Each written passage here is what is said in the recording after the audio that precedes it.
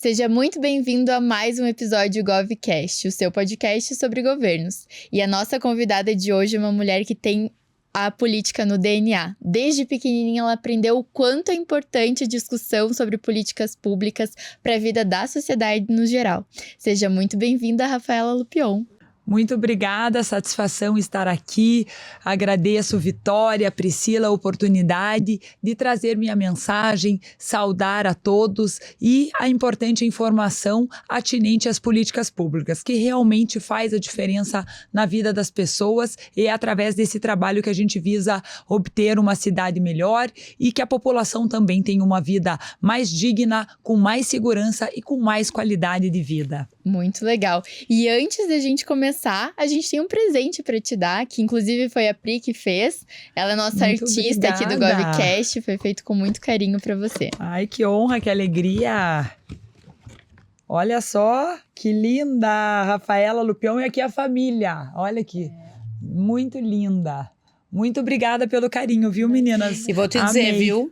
Você só pariu tua filha. Porque ela é o xerox do teu esposo. Ela é muito parecida, né? Idêntica. Olha só. Só o olhinho, lá o branco do olho. Sim, é verdade. Mas e o gênio? É do pai ou da mãe?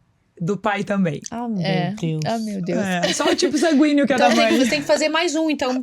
Não, agora já lá deu no- um intervalo grande. Agora Agora já passou. eu falo pra Valentina que ela pode ter quantos filhos ela quiser, que daí eu vou ser uma avó bem presente. Daí eu cuido, eu contribuo. E ela fala, eu vou mesmo, porque eu não quero ter uma filha Ter única. uma filha única, O amor de vó é outra coisa, né? Isso aí.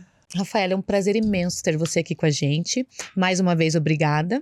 E assim, a Vicky já comentou que você tem no teu DNA, né, a herança política. E eu queria saber, em que momento da sua vida você olhou e pensou, é isso que eu quero também? Então, eu venho aí realmente de uma família que sempre teve a política muito presente dentro de casa, discutindo, vivenciando, vendo meu tio, as ausências, né, o Abelardo Lupion, ex-deputado federal. Eu cresci na casa dele junto com o Pedro, que hoje está deputado federal também. E aí a gente sempre viveu aquela dinâmica da política, da importância da participação, porque política a gente não faz em casa, a gente faz em contato com a população, estando presente na vida das pessoas, participando da vida em sociedade e atendendo às demandas locais por consequência. E eu sempre gostei muito da vida pública, então eu resolvi ter uma formação voltada para tanto. Eu sou advogada de formação, quando eu fiz direito já tinha que optar entre direito empresarial e público, eu já fui para o direito público, minha conclusão de curso foi na área de improbidade administrativa, depois eu fiz filosofia política, ética e educação na Universidade Federal do Paraná, lá no campus da reitoria. E essa educação é educação cívica e não educação pedagógica, mas aquela concepção, né, como Aristóteles, Platão, que todos nós somos animais políticos, politikon, vivemos numa polis e temos que participar da vida pública para essas deliberações que atingem a população de fato. Então, quando eu finalizei a pós-graduação, eu sempre fui muito engajada com conselhos. Fui a primeira presidente do Conselho Estadual do Direito da Mulher, fui já me envolvendo diante das oportunidades que iam sendo, né, surgindo na minha vida.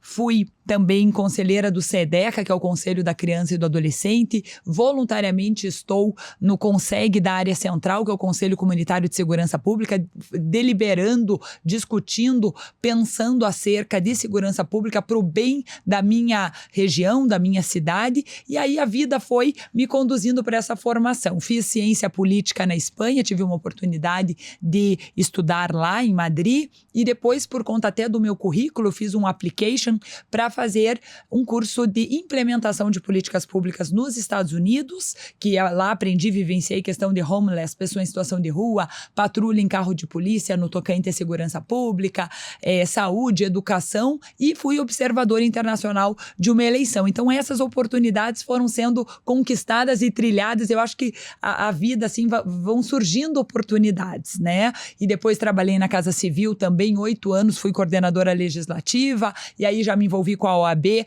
com uma comissão, porque eu acho que quando a gente tem sangue, gosta de fazer, gosta de servir, a gente vai se envolvendo. Então fui... É aquela questão, né? A política ou você ama ou você odeia. Exatamente. Né? E daí E lá com na esse- OAB também já fui para a Comissão da Mulher Advogada, e depois para a Comissão de Olha. Acompanhamento Legislativo, e trabalhei na Casa Civil, e daí chegou o momento de sentar com o nosso grupo e falaram: Rafaela, você não quer ser candidata? Porque você se preparou tanto, isso em 2020, né? Quando eu fui candidata em 2020. Falaram: você se preparou academicamente, teu trabalho voluntário nos conselhos, tua vivência, experiência, sentar à mesa para discutir políticas públicas na Casa Civil por 8 anos, atendendo aí 399 municípios que compõem o estado do Paraná, e eu topei naquela oportunidade e fui candidata em 2020. Ai, que legal. Nossa, que currículo. Não, olha o tanto, né? Quando a gente fala sobre gestão pública, a gente está acostumado a falar com o secretário, a falar com o prefeito, um deputado. A gente a gente acaba esquecendo que existem muitas outras coisas atrás, outros cargos, outros programas atrás da gestão pública, né? Importantíssimos, né? É verdade. Nossa. E você foi administradora na Regional Matriz daqui de Curitiba. Tinham mais de 18 bairros, mais de 250 pessoas que ficavam ali 250 mil pessoas que ficavam ali sobre a sua gestão. E a gente queria saber qual que foi o maior desafio que você enfrentou ali na Regional. Então, estar subprefeita numa regional pujante como é a Regional Matriz, então Curitiba, seus 75 bairros, ela é composta por 10 regionais, e eu estive à frente da Regional Matriz por um honroso convite do nosso prefeito Rafael Greca, da saudosa dona Margarita Sansoni, minha madrinha política, e do atual vice-prefeito e futuro prefeito, se Deus quiser, Eduardo Pimentel, para estar à frente desta regional. A Regional Matriz ela é composta por 18 bairros, incluindo o bairro Centro, a área central. Então, é uma regional maior que um município como Guarapuava, porém com um desafio que é a área central de uma capital brasileira, que é a nossa Curitiba. Então, esse foi o grande desafio, você prestar bem o serviço público, respeitando as pessoas, tendo empatia, lidando com a questão de propiciar dignidade aos mais desvalidos, que acaba sendo a grande realidade dos grandes centros urbanos. Então, todo o atendimento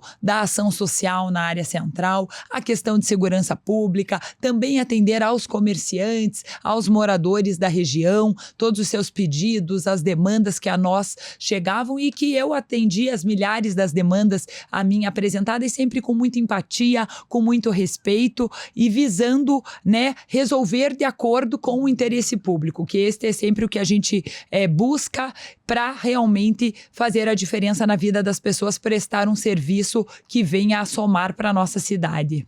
E que serviço bem feito, né? É verdade. A gente vê que a região central de qualquer cidade, ela já pede Uma atenção muito um apelo, maior. uma atenção maior. Se tratando em Curitiba, Não, imagina, é maior do que uma cidade, né? Então é um número muito expressivo de eu não pessoas. sabia desse detalhe, sabia? Eu também Como era não. distribuído isso, assim. É a Que forma de descentralizar a gestão, né? Então, quando foram criadas as regionais, as 10 regionais, todas as sedes das 10 regionais estão situadas nas ruas de cidadania. Então, Boqueirão na Rua de Cidadania do Carmo, a Matriz na Rui Barbosa, né? Assim por diante, aqui Fazendinha Regional do Portão.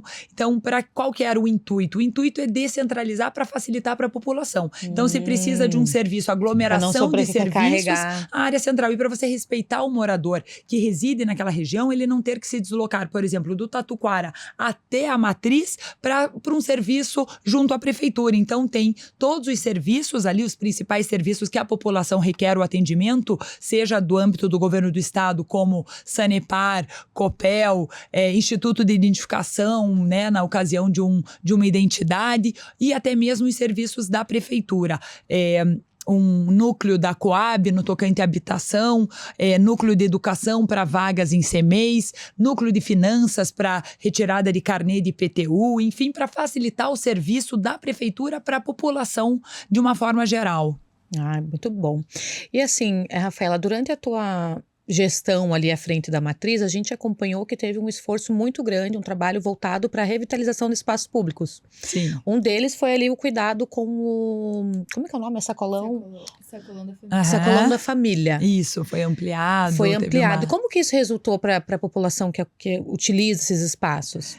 A população, ela sai ganhando sobremaneira, porque é um espaço que atende a nossa população na área central e que precisava realmente de uma reestruturação para trazer mais qualidade para o serviço ali Você prestado. acha que teve um impacto positivo essa modernização? Sim, totalmente positivo. E não só essa ampliação, nós também fizemos a revitalização do restaurante popular a R$3, lembrando que o custo final da refeição não é R$3, mas a outra parte do valor, né, que é em média R$10 o valor final da refeição, ele é arcado esses R$7 pelo poder público municipal e R$3 para o consumidor final que vai lá almoçar. Além desses serviços, desses espaços ligados à segurança alimentar e nutricional na área central, que foi o restaurante popular da Matriz e o Sacolão da Família, nós também revitalizamos outros espaços públicos, com o projeto, por exemplo, Rosto da Cidade, toda a revitalização de eixos pontuais da nossa área central, a exemplo, a Rua Riachuelo. Então, todos os prédios ali que tinham muita pichação, um ambiente hostil que é propício para a criminalidade, é isso que a gente quer, uma cidade bem cuidada, né? O caminhar melhor, com iluminação baixa, com mobiliário urbano, todo um cuidado com a cidade. E a exemplo dessa ação também da prefeitura, nós temos a grande revitalização do mercado municipal, todo o entorno do mercado municipal que sofreu uma grande interferência também no sentido de ser revitalizado aquele espaço. E Rafa, quando a gente fala assim, né, da região central, é uma região que por si só já é muito populosa. Então, tudo bem que a gente fala da Matriz, são 18 bairros, 250 mil pessoas. Mas só no centro ali, a parte de trânsito, de pessoas que ficam, né, que participam do fluxo ali, trânsito, pedestre. Como que foi desenvolver projeto para essa densidade populacional? A área central, a gente costuma dizer que ela perpassam pela área central em torno de 1 milhão de pessoas por dia, em todos os, né, sistema de transporte, pessoas que lá estudam, trabalham, residem, muitas pessoas da região metropolitana também. Então, é uma cidade planejada. Curitiba, com o seu IPUC, né, o Instituto de Planejamento da cidade, ele trabalha de forma inteligente para essa estruturação da cidade, realmente para ter um fluxo que funcione, para que os serviços realmente aconteçam de modo satisfatório para a população. Então, toda essa análise e desenvolvimento com muito planejamento da nossa cidade. Então, isso realmente é algo que a gente toma muito cuidado. A Regional Matriz faz esse trabalho junto com o IPUC, então é isso? O IPUC desenvolve, apresenta os projetos, e aí as pastas, seja se for questão de trânsito, a CETRAN desenvolve, se for uma questão de obras, a Secretaria Municipal de Obras, e a regional concede todo o suporte, esse apoio. Entendi. É uma engrenagem ali que vai... Que faz o negócio acontecer. Que faz, isso é importante. Eu costumo dizer que a regional, ela é um órgão fim, ela é vinculada, as 10 regionais são vinculadas à Secretaria de Governo Municipal, a SGM, então nós recebemos as demandas das mais variadas espécies e naturezas, então questões de meio ambiente, questões de educação, de trânsito, de saúde, todos os equipamentos, então segurança tem na Matriz, também, né? Segurança pública, esporte, lazer e juventude, direitos humanos, então são todas as áreas. E recebemos e repassamos para a pasta fim. Então, se é algo atinente a trânsito, vai para a Secretaria, né, Municipal de Defesa Social e Trânsito. E assim por diante para a pasta que tem a matéria de modo finalístico para tratar da demanda específica. E mais uma questão, né? A Rafa, tô falando de Rafa já. Longe. Já tô íntima já. Já é Rafa. Até o final a gente já sai com um café marcado, né? Você presidiu o Conselho de Segurança também de Curitiba, né? O que te permitiu ter um contato maior com as questões de segurança da capital curitibana, né? Paranaense, enfim.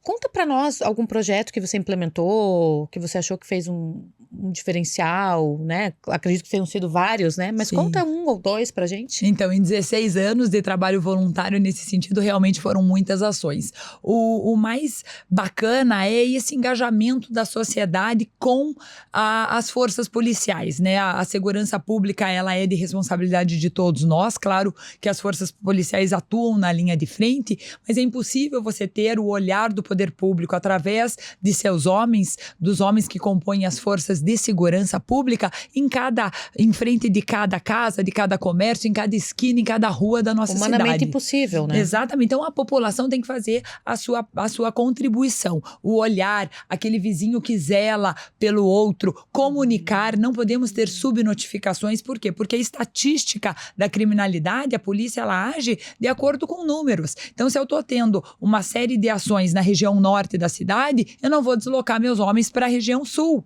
né? E assim por diante. Você também trabalha com prioridades. Quando você começa a ter critérios, né? Diversas ocorrências. Se eu tenho, né, um latrocínio e um furto, né? Você vai pelo nível da gravidade. Sim. Lógico que o latrocínio, porque envolve a vida, que é o bem maior. Sim. Então, é esse trabalho. Então, essa participação da sociedade civil é muito importante para que haja engajamento, para que contribua. Esse modelo do Consegue, ele é advindo do Japão. O Japão aplica demais e isso hoje a gente tem aplicado aqui na nossa realidade. Então, é muito importante. Nós fizemos aí, respondendo a sua pergunta, uma ação muito interessante que era o Abrace a Praça. Foi na Praça Eufrásio Correia e aí pedimos uma série de interferências e ações por parte da prefeitura de poda de árvore para gerar mais a iluminação na praça, porque a iluminação é fundamental para a segurança. O lugar escuro, ele é mais propício para a criminalidade, não gera tanta segurança pública. Então, questão de iluminação pública, questão de podas, a vegetação que ali tinham muitos miliantes, escondiam armas brancas, entorpecentes na vegetação. Então, a gente conversou também com a Secretaria do Meio Ambiente à época para realizar uma alteração da vegetação aplicada nos canteiros e depois fizemos com a comunidade, com estudantes, um abraço grande de todos dando as suas mãos, abraçando a praça, né, num ato ali muito fraterno, de muita consciência social do quão é importante a sociedade civil participar das ações para bem cuidar da cidade. Não só no tocante à segurança pública, mas um bem cuidar de modo geral. Um bem cuidar em relação à conscientização do nosso meio ambiente, das práticas, né, em relação à cidade, como exercer uma cidadania plena, né? O que é ser um pleno cidadão com as suas obrigações. Isso é muito importante, Rafa, inserir a sociedade nessas tomadas de decisões, nessas pequenas mudanças, mas que refletem positivamente, diretamente na vida das pessoas. Eu acho que esse olhar, a gente consegue aproximar mais a sociedade da política. Porque hoje, infelizmente, a maioria tem uma aversão à política. E eu sempre falo, o problema não é política, porque a política ela é essencial na nossa vida. Em todas as áreas, todos os setores. E querendo ou não, ela vai estar ali, né? E ela vai estar sempre. Existem alguns políticos que são problema, mas hoje em dia a sociedade ainda não conseguiu separar isso. E esse tipo de iniciativa a gente consegue aproximar mais. E assim, mostrando mais uma iniciativa, né, que precisa, que tá junto ali o tempo inteiro, é o comércio local. Ali na região central, a gente sabe que tem muito comércio. E a tua gestão começou durante a pandemia, né, em 2021. Então, assim, foi durante a pandemia. Como que foi o olhar né, da regional, mas sobre a sua administração, para os empreendedores locais? Sempre respeitando, valorizando, né, aquele que gera, eu falo que o empreendedor, o comerciante, é o que gera o emprego e a renda, que é tão fundamental na vida das pessoas, que procede aí e faz com que aconteça o aquecimento econômico, o recolhimento tributário, porque o poder público só implementa políticas públicas com o tributo recolhido. Então, é fundamental você, eu falo que eu tenho um costume de pautar aí as minhas ações e dentre elas a bandeira que eu defendo é a desburocratização, que a gente tem que realmente facilitar para o empresariado, para o empresário. Então, sempre com empatia, com respeito, valorizando esse importante segmento da nossa sociedade. O emprego, eu costumo dizer que é propiciado em sua grande parte pela iniciativa privada, é quem traz dignidade para a vida das pessoas. As políticas públicas, elas são intersetoriais.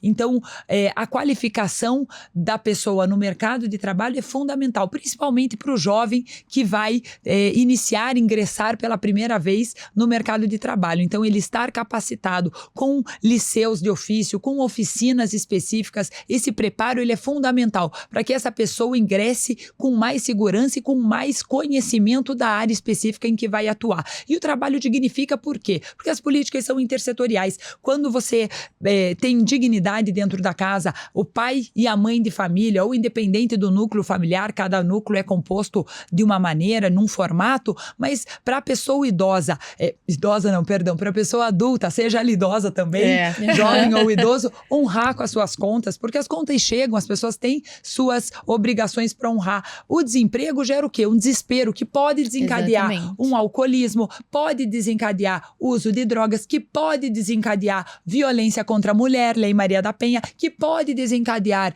violência contra a criança, pode inclusive eu vi estatisticamente casos, porque quando a gente tem as abordagens da FAS, a gente sabe uma série de histórias de vidas. Cada pessoa tem sua realidade, cada pessoa tem um porquê de estar ali na rua, né? Tem pessoas travestidas em pessoas em situação de rua, pessoas que estão ali a fim de fomentar atividades ilícitas, criminosas, tem pessoas que realmente não têm condições ou estão doentes mentalmente falando, ou porque ficaram com vergonha de não honrar com as suas obrigações dentro de casa e foram para a rua e precisam ser reerguidas. Essas pessoas precisam ter uma vida digna, né? Uma vida com oportunidades. Então, essas políticas são intersetoriais, por quê? Porque, às vezes, uma questão de uma falta de oportunidade de trabalho pode desencadear em inúmeras situações, né, sociais, que a gente, poder público, tem que ter esse olhar apurado, essa empatia e saber agir com as implementações das políticas públicas necessárias para tanto. E essa sensibilidade, né? Porque, sim.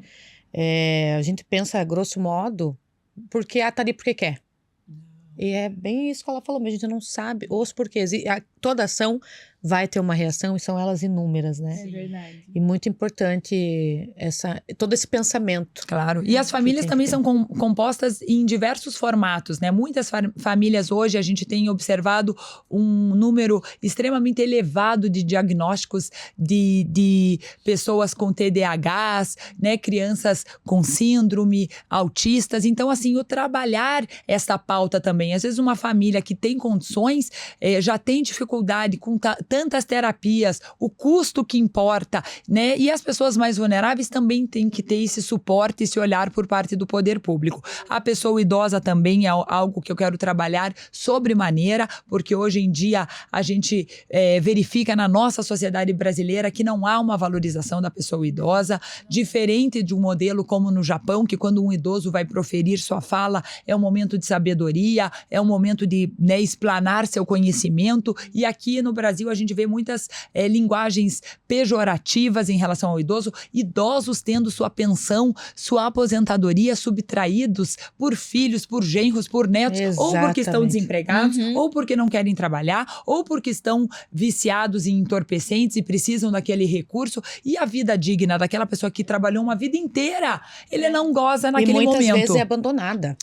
Hoje eu estive até na pastoral da pessoa idosa e houve realmente esse relato além de não conceder amor, do abandono ou dos maus tratos, a morte velada para a pessoa idosa, que é aquela pessoa que fica desgostosa da vida e realmente larga os betes, não quer exatamente se medicar, esperando realmente que a morte chegue. Então a gente tem que ter um olhar, eu costumo dizer isso, eu falei na CP, eu sou associada da Associação Comercial do Paraná, que nós precisamos fortalecer tanto no poder público quanto com a fundamental ajuda e apoio da iniciativa privada, o fortalecimento de modo de que tenhamos a cultura de respeitar a pessoa idosa no nosso país. E até de inserir essa pessoa idosa no mercado de trabalho, sim, tendo, né, as devidas... Ou em alguma atividade que ela gosta. Artesanato, atividade física, fisiologicamente, o ser humano precisa se mexer. Então, feliz aquele idoso que faz uma hidro, né? Exatamente. Às vezes musculação, questão de osteoporose, né? Fazer programas especiais voltado para esse... E ocupar a cabeça, né? Até para evitar Alzheimer, tantas doenças que a gente sabe que são, a prevenção também está no modo e na qualidade de vida que a pessoa tem. Exatamente. Né? E aqui em Curitiba a gente tem espaço para isso, né? Tem diversas praças, parques, verdes. que a gente conseguiria fazer esse trabalho e levar, né, esse idoso a ter como se fosse um incentivo a mais, né? Claro. Porque ele conversa, a idoso Faz adora amizade, conversar, né? É. Ele adora aquele cafezinho da tarde, né? Então, vai conversar com outro idoso e conta história e conta outra. Então, assim, eu tenho minha avózinha tem 80 anos. E a minha mãe cuida dela, ela teve um AVC, então ela tem um lado do corpo paralisado, mas a cabeça dela funciona sensacional. Então, eu vou lá visitar ela começa a falar as histórias dela. E quer que a gente escute, né? E eu Sim, gosto, né? claro. Mas não é todo mundo que tem essa paciência. Tem paciência. E esse amor, esse cuidado. Mas é muito legal ver esse pensamento, ver essa sua atenção voltada para uma pauta muitas vezes esquecida, né? Exatamente. Ou assim, que às vezes ela é levada só por uma questão política e não porque já tem alguém que realmente sabe, já viu aquilo ali de perto, já visitou, já entende como é que é. Não é só um falar porque é bonito e porque é uma pauta interessante de se falar em época... É fazer na prática. Na prática, então. Eu até aduzi da importância de, culturalmente, a gente valorizar também com campanhas como Dia das Mães, Dia dos Pais, Dia dos Namorados, Natal, Dia das Crianças. O comércio é extremamente aquecido nesse período. E o Dia do Idoso, não que você precise gastar horrores, não é esse, né, o mote, mas sim você valorizar, lembrar e fomentar o respeito e o amor à pessoa idosa. Então, o Dia da Pessoa Idosa, que existe, é o último domingo de julho, tanto da pessoa idosa quanto o Dia dos avós, porque nem todos os idosos são avós. Mas então, idoso todo mundo vai ficar, mas né? todo mundo, exatamente. É verdade. Tá livre disso, né? Então, e eu falo, hoje é muito importante a questão, né, de um CMEI em tempo integral para que os pais possam trabalhar e seus filhos estejam num lugar seguro, aprendendo, mas não só para que o pai e a mãe possam trabalhar, para que a criança também se desenvolva. Porque lugar de criança é na escola, aprendendo e não zanzando no bairro, aprendendo coisas erradas ou com um eletrônico dentro de casa, e sim tendo aula, um contraturno, aula com conhecimento do que é preciso ser transmitido, contraturno com esporte, com dança, com cultura. Muito importante colocar essa criançada pra se mexer, porque hoje a criançada, Rafa, não se machuca. Na minha época, eu me arrebentava, eu voltava pra casa virada, no saci, toda ralada, porque a gente ficava na rua. Hoje as crianças não... Isso gera ansiedade, uma concorrência TDAH, exacerbada, até depressão. E depressão é uma doença extremamente silenciosa. Para o adolescente, perigoso. Hoje uma concorrência, porque redes sociais, gente, existe, é ótimo, facilita, né, a tecnologia, mas você tem que ter um cuidado e um zelo tremendo. E que a gente não pode esperar isso de uma criança e de um adolescente que ainda não tem aquele cérebro maduro, que ainda não tem a eles experiência, nem percebem, né? Eles já ficaram 5, 6 horas na tela do celular, até nós adultos, né? Vamos Não, colocar. se a gente deixar... Não, até nós, a gente fica ali às vezes, meu Deus, quanto tempo eu tô aqui. Mas isso reflete na saúde da criança, porque ela não tá se mexendo, não tá se exercitando. E tá lá, de repente a criança é magra, gerando ansiedade, concorrência, né? Aquilo que, porque, como falam, ninguém posta tristeza, né? Posta só lugares bonitos e só momentos legais. É só família de margarina, né, Rafa?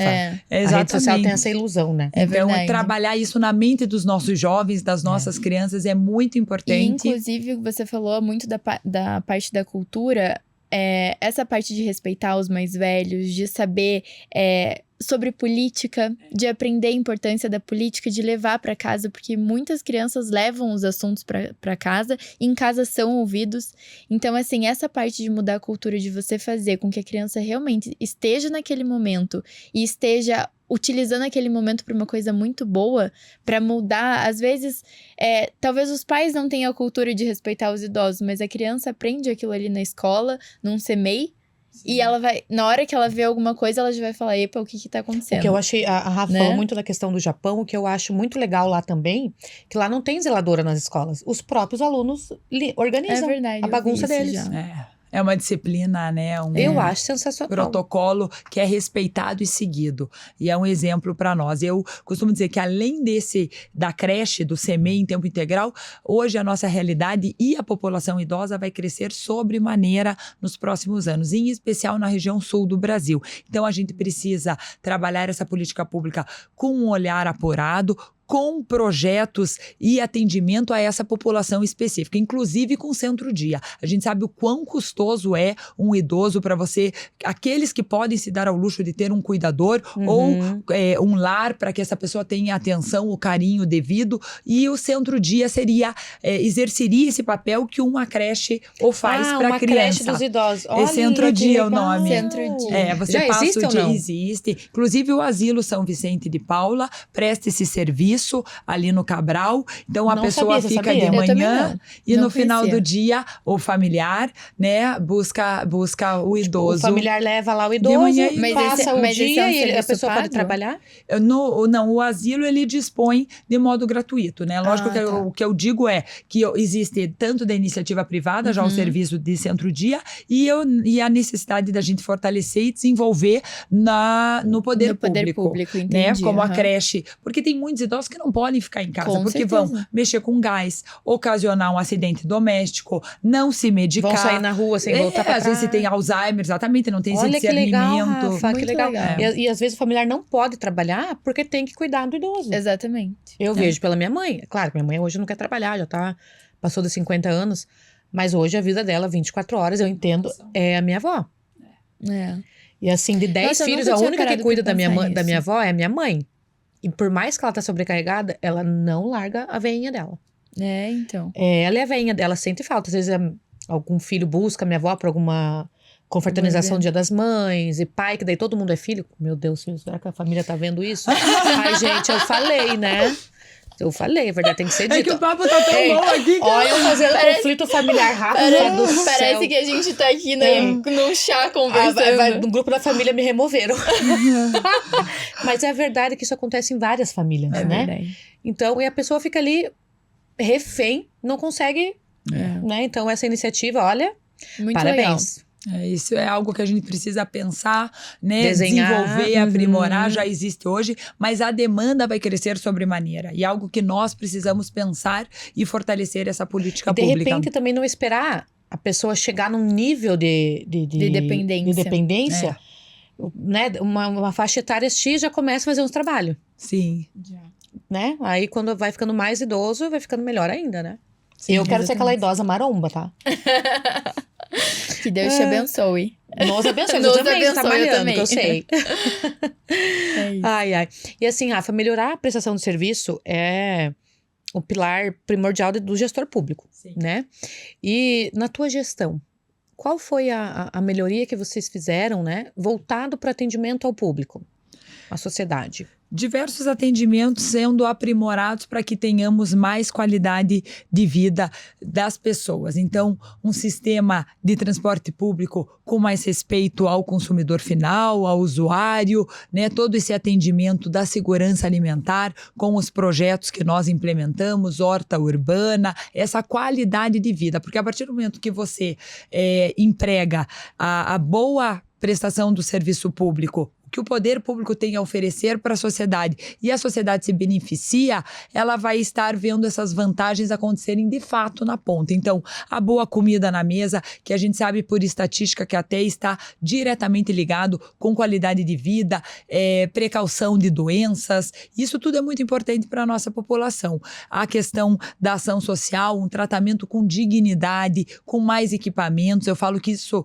hoje é um desafio de todos os grandes centros urbanos, de todas as capitais brasileiras e outras cidades do mundo, como Los Angeles, Nova York, Lisboa, Madrid, enfim, tratar as pessoas com respeito e com dignidade. A segurança alimentar, eu costumo dizer que a pessoa, né, quando ela está em situação de rua, ela pode não tomar banho 1, 2, 3 dias, uma semana, mas ela não vai conseguir deixar de comer. Então, qual que foi o grande para tratar o ser humano com muita dignidade e que haja essa aproximação com o poder público? O Mesa Solidária. A partir do momento que nós levamos para equipamentos próprios para que a pessoa se conecte com Deus, higienize suas mãos, faça a refeição sentado à mesa, né?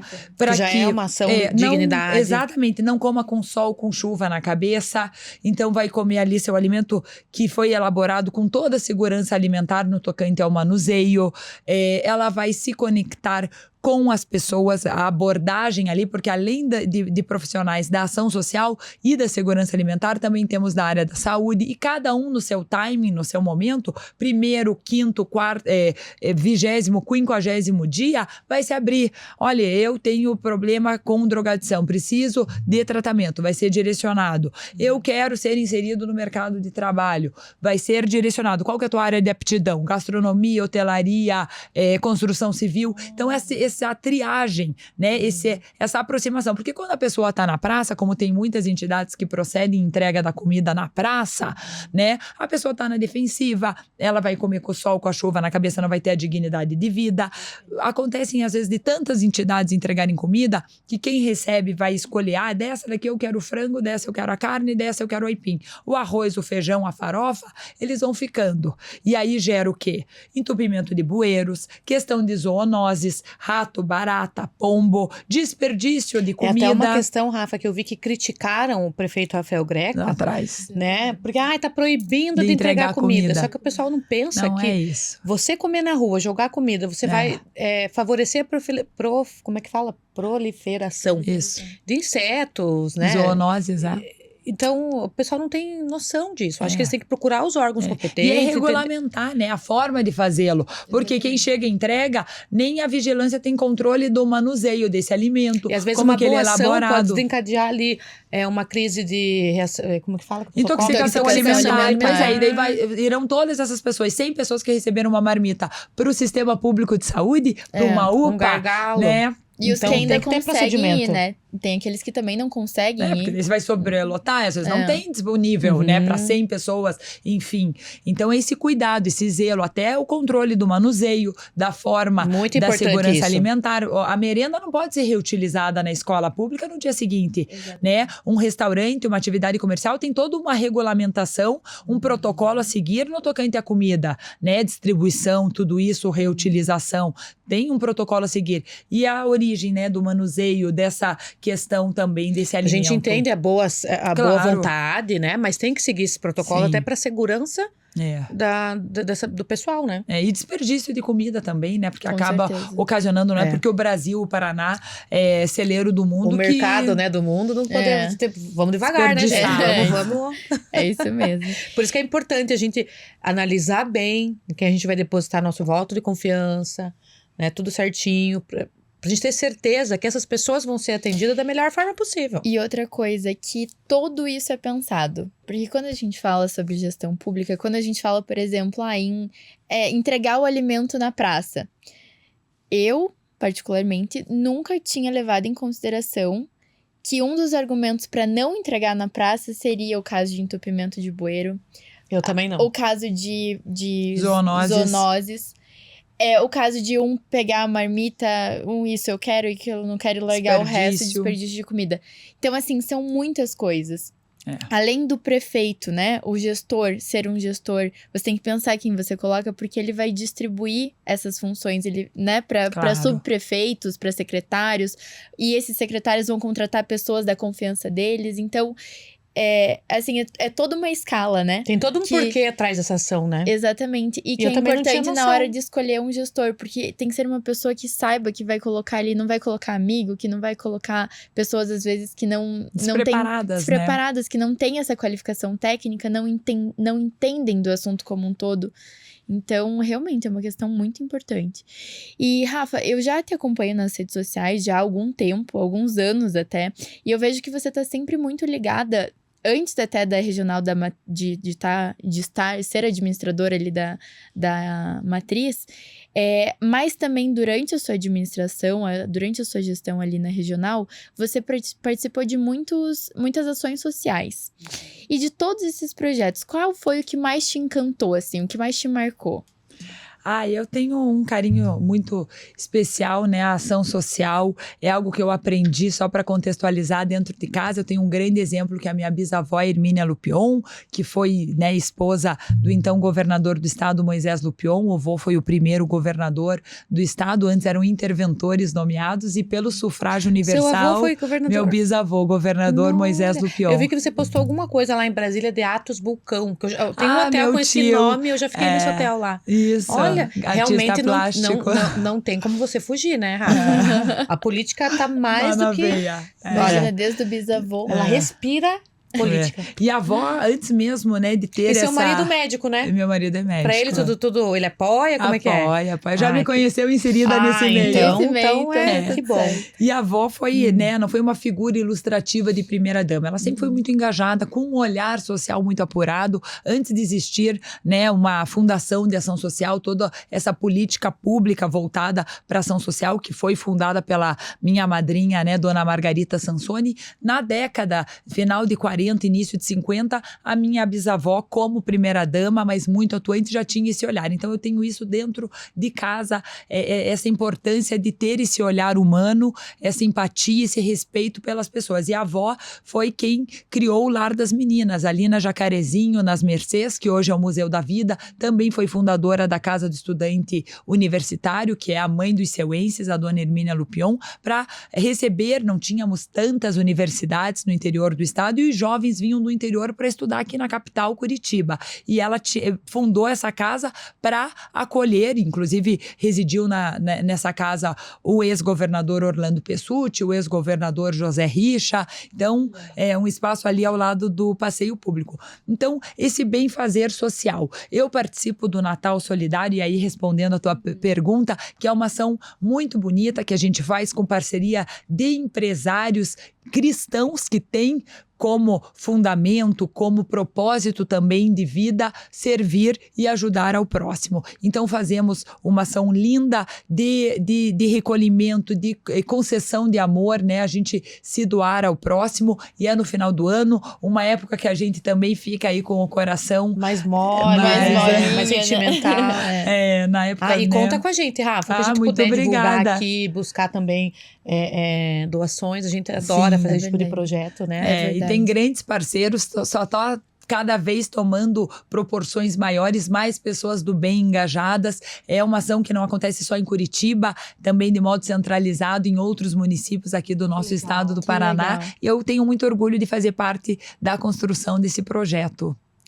E deixa eu te falar uma coisa, agora saindo um pouquinho dessa área, mas entrando numa outra pauta que é bem importante, e eu quero, para contextualizar a minha pergunta para você, eu vou te explicar uma situação em que eu e a Pri, né, tivemos a oportunidade de experienciar, que foi levar o GovCast para as ruas. Então, a gente fez entrevista com as pessoas lá no centro da cidade e perguntou para elas se elas lembravam em quem elas votaram para prefeito e para vereador na eleição passada.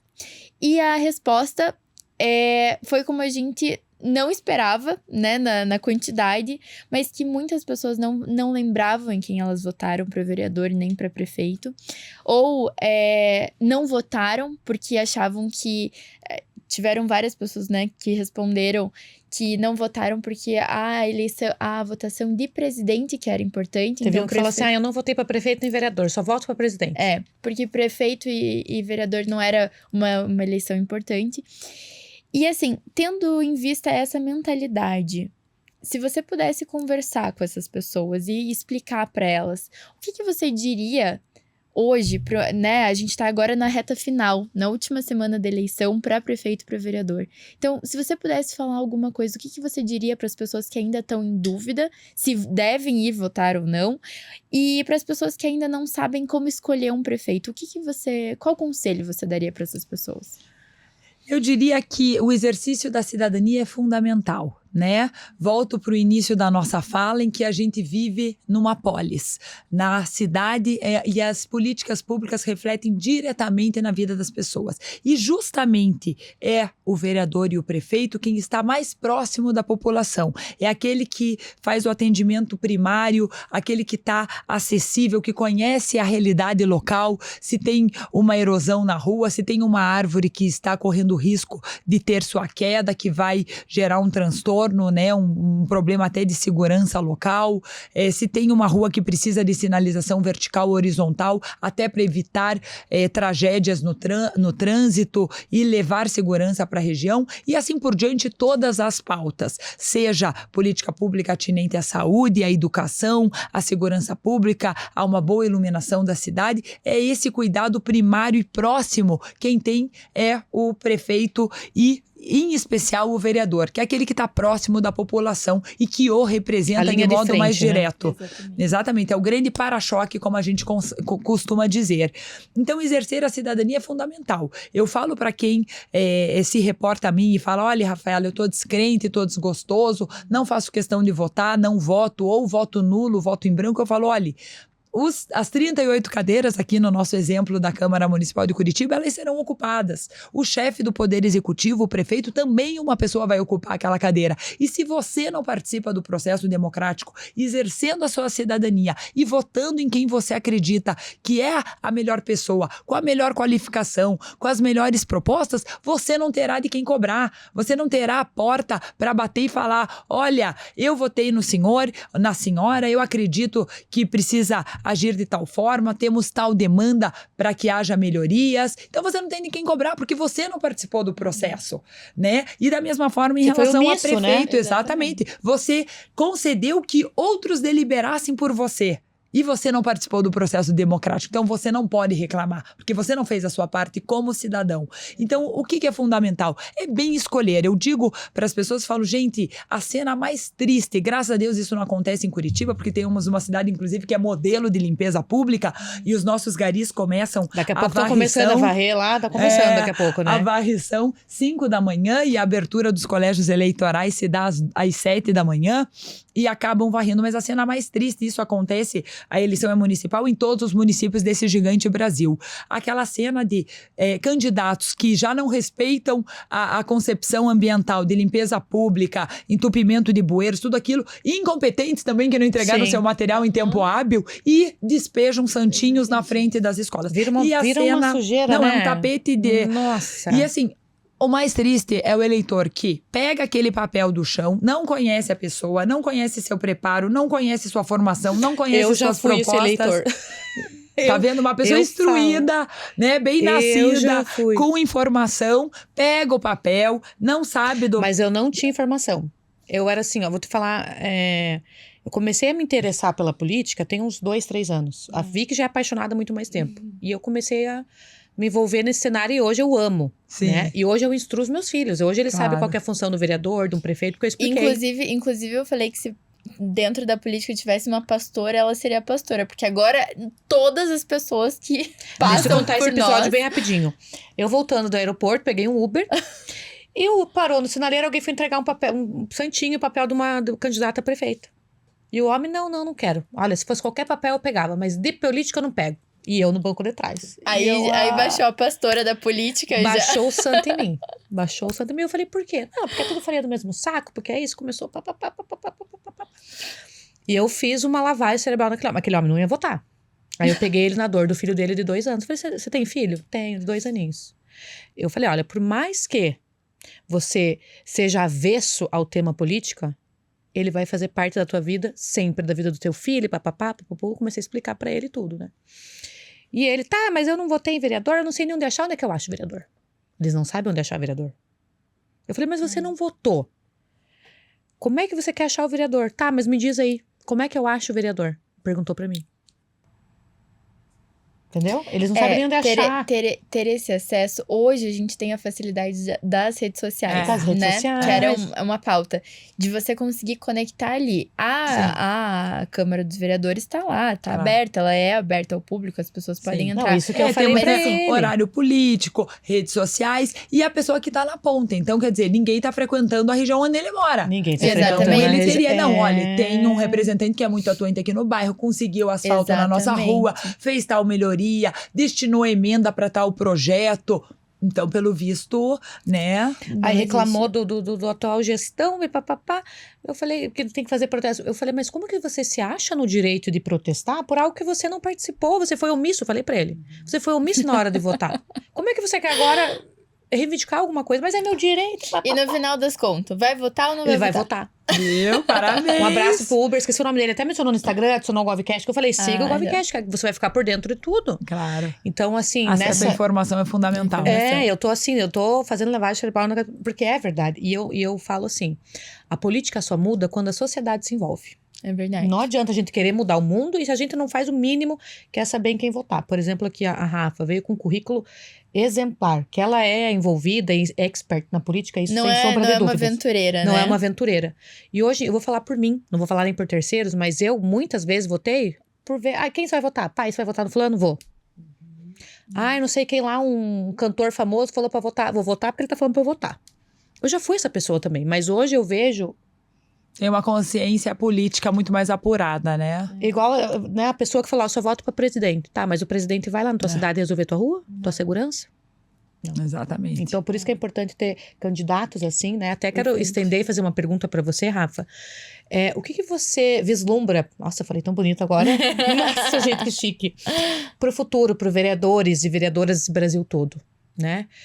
De possibilidades... Agora que você está candidata a vereadora, inclusive vou falar, eu vou votar na Rafa. Muito obrigada. Vou votar, gente. lisonjeada. Olha, não tô fazendo aqui chamariz, não, mas eu vou votar aqui, porque assim, pelo que eu acompanhei no teu Instagram, você está muito envolvida com a questão social. E não é de agora. Sim. Não é aquele político que vai agora ali na feirinha comer pastel e pegar a criança. A gente fez um vídeo, Verdades Difíceis de Engolir, da questão de período eleitoral, já passou de 100 mil visualizações. Comentário, verdade. Compartilhamento. É verdade. Olha, porque é verdade. Então, assim, a tua história, quem acompanha no teu perfil, vê que não é de agora. Sim. Você não tá fazendo uma É uma personagem. trajetória, é uma vida, né? É uma de preparo, vida. de dedicação, de engajamento. Você que tem não domínio. é fácil, inclusive, essa Não. parte do engajamento não é uma coisa fácil, né? Não Porque é. as pessoas, elas acabam esquecendo muito rápido as coisas que acontecem. E uma né? coisa que eu falo até pra quem nos ouve, gente. Não adianta você escolher ali um candidato, é porque ele é simpático, porque ele contou uma piada, porque ele faz um monte de meme o dia inteiro. É uma pessoa preparada. Você vai contratar alguém pra tua empresa. Você vai contratar alguém que é palhaço só porque faz um monte de memes, etc. Você não vai analisar o currículo porque você quer o melhor para tua empresa. E é assim a nossa cidade. A gente tem que analisar o currículo e o potencial de cada candidato. É verdade. Olha, eu certo. fazendo a lavagem cerebral do povo. Não, mas é verdade. É passar boa informação, né? A gente conscientizar a coletividade da importância, da forma que a gente tem que pensar, deliberar e exercer de fato a cidadania. Isso que é de suma importância para que possamos avançar na nossa sociedade. Eu falo que educação é fundamental. E se a população, de modo geral, não se dedicar, não se esforçar, não se aprimorar, e lógico, com o poder público fomentando tudo isso, mas cada um também fazendo a sua parte, né? Tem que também partir o interesse de cada cidadão. Se cada um fizer a sua parte na sociedade, a gente vai avançar. Teremos uma sociedade melhor, mais consciente de suas ações, né? Tem aquelas frases que dizem, faça você a sua parte, porque se cada elemento de modo individualizado fizer a sua pequena parcela de contribuição, sua participação, o todo vai evoluir, o todo vai prosperar. E, assim, pegando um gancho, né, da pergunta da Pri, você agora é candidata a vereadora, e eu queria que você falasse um pouquinho pra gente como que os vereadores, não só aqui em Curitiba, mas, assim, no Brasil todo, como que eles conseguem impactar a vida das pessoas. Porque tem muitas pessoas que não sabem a função do vereador, não sabem, beleza, vou votar no vereador X. Como que eu cobro essa pessoa? Onde que eu encontro? Como que eu chego lá dentro da Câmara E dos como é que eu vereadores? sei que ele realmente está fazendo aquilo como que que eu propôs? acompanho? Claro. Como que você acha que essa pessoa ela pode ter essa interação maior esse impacto, né? com Claro. o candidato que ela escolheu? O acompanhamento ele se dá através do portal da transparência, através hoje das redes sociais que a gente utiliza demais para mostrar o trabalho feito. Toda a matéria legislativa ela é pública, né? Publicada inclusive em diário oficial, então proposições, leis, então isso, né, é notório e é matéria pública, então se você propôs uma lei que tem por escopo tal finalidade, isso é publicado e virou, né, matéria de ordem pública inclusive. Então esse acompanhamento pode ser feito desta forma e é de interesse. E hoje, obrigação do parlamentar mostrar seu serviço, mostrar o trabalho, até para dar publicidade e transparência dos atos que ele realizou.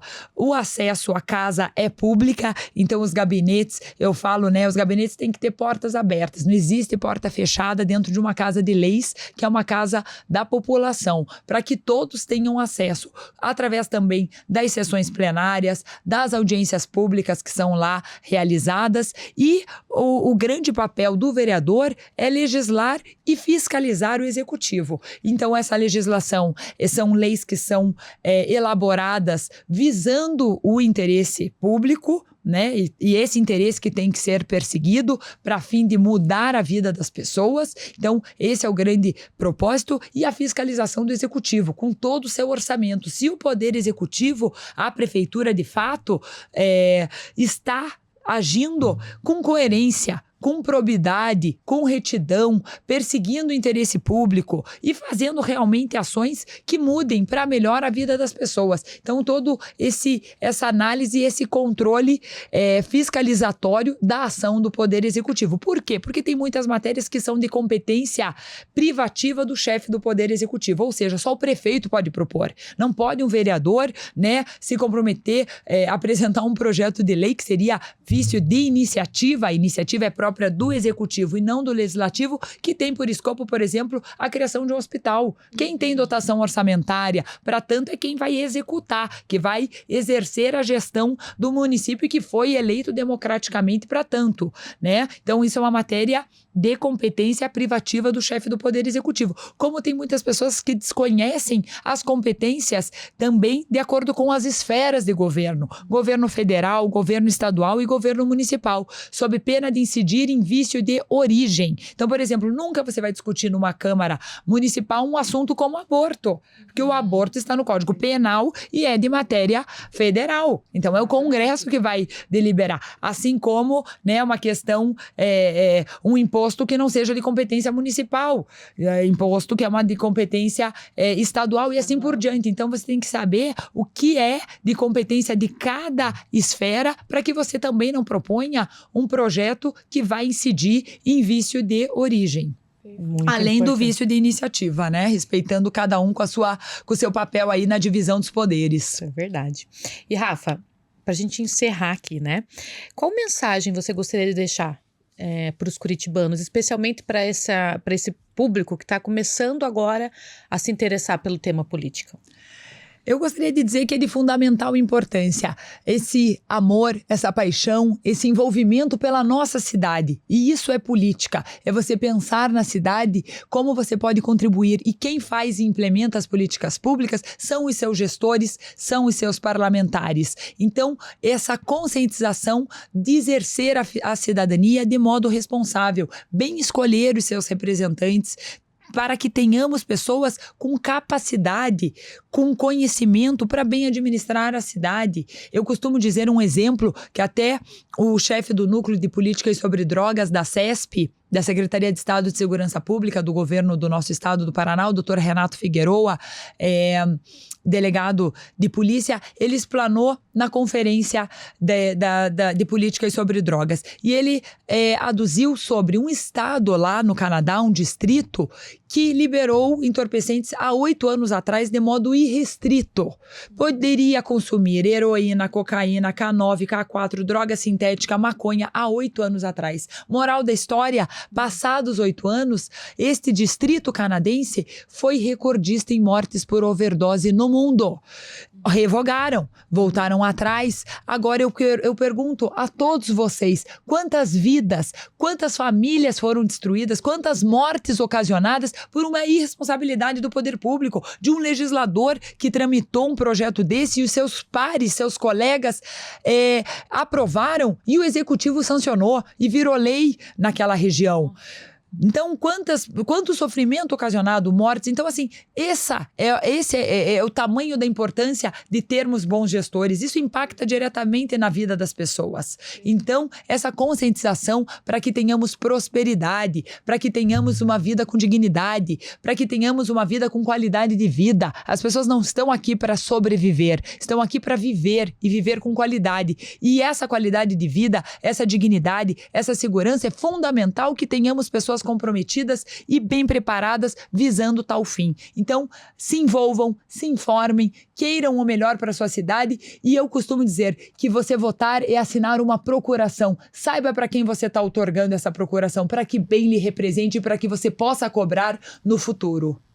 E tornar os municípios e cidades mais fortes também, Com né? certeza. Exatamente. Quando a sociedade, de forma geral, começa a se envolver mais, a cidade acaba ficando mais forte, o estado. E principalmente nessa eleição que a gente vai ter prefeitos e vereadores, que é a linha de frente, né, da sociedade. Que E tá que vai ali... refletir também na próxima eleição de 26, né? Exatamente, Que é com cada certeza. município que no seu todo forma os estados e que aí vamos, né, repensar o nosso Brasil de modo macro, É de modo verdade. geral. Com Então, sim, certeza. gente, eleições municipais é de suma e extrema importância. Vamos se envolver. Isso aí. Rafa, obrigada, viu? Obrigada, eu quero pedir o seu voto. Eu não posso me furtar da minha função de Por candidata, favor. que é pedir o voto. Dia 6 de outubro tá aí, domingo próximo. Exerça a sua cidadania com sabedoria, com conhecimento. E eu peço o seu voto para vereadora de Curitiba, Rafaela Lupion, 55555. É tudo 5. E para prefeito Eduardo Pimentel, no 55. As nossas redes sociais mostram o nosso trabalho, o nosso histórico, nossas boas propostas para nossa Curitiba e para nossa gente.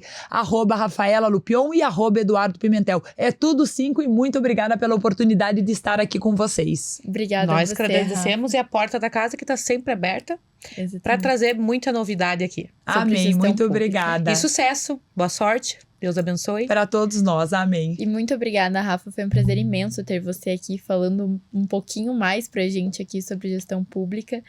E tenho certeza que a caminhada vai ser longa ainda. A gente vai receber você outras vezes aqui falando disso. Se Amém. Deus quiser, Ele quer. Amém, obrigada, que Deus abençoe a todos nós. Amém. E para você que está acompanhando, chegamos ao final de mais um GovCast. Curte, comenta, compartilha, se inscreve no seu canal. Aliás, se inscreve no canal, né? Isso. E fiquem de olho no próximo episódio. Tchau! Tchau.